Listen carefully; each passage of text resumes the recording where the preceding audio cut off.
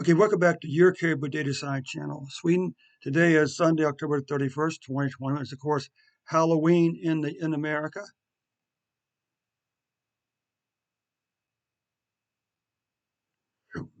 Let's begin by taking a look at the vaccination data for Sweden.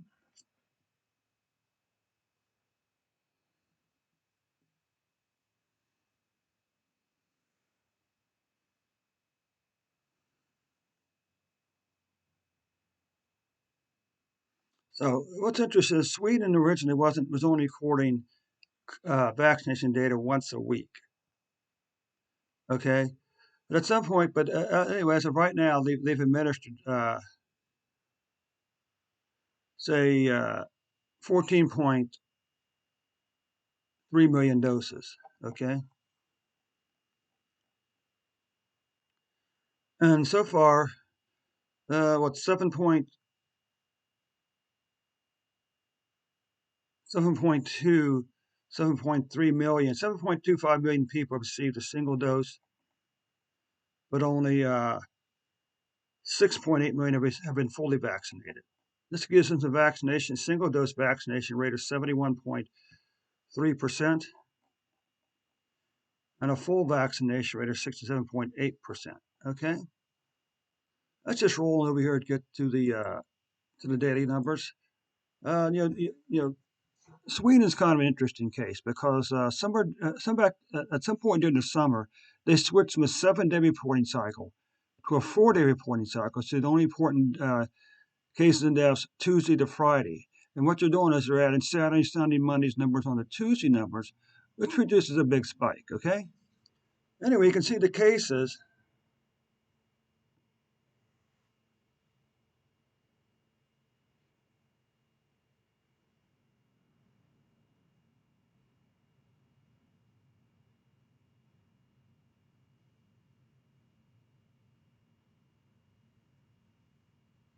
What you can see here, Sweden's your 2021 cases have already passed 2020 cases, almost doubled 2020 cases. But here's the good news.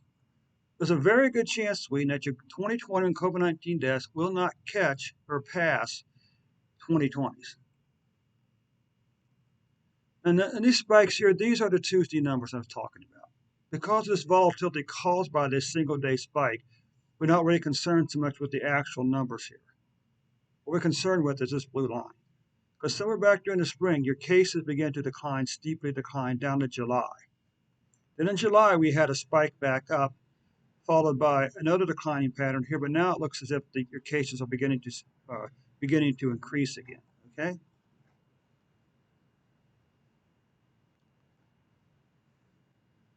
So what you can see here is currently, as of October 30th, you were averaging 710 cases per day. Okay.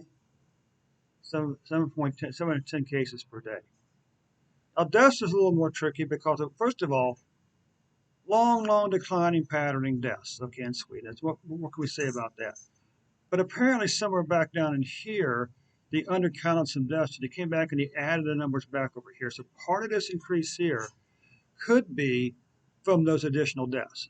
But nonetheless, it did seem to peak out and declining a little bit. Okay, let me back one moment.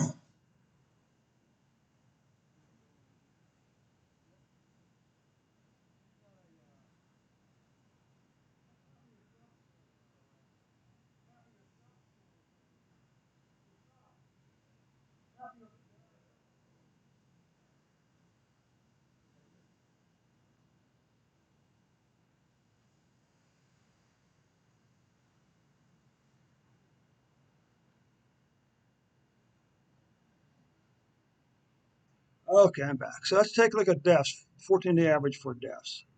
Okay, let's come down. So for the 14-day period ending October the 30th, you were average. Sweden was averaging 5.1 deaths per day. I mean, I'm not sure, it's kind of hard to criticize them, right? What about those are just weekly cases? Should get rid of those. What about monthly cases? Well, even though you had a slight spike here, your deaths were still around 25, 26,000 most through most of the summer, all the way up into October now. Okay, your numbers are still crazy low for deaths, for cases.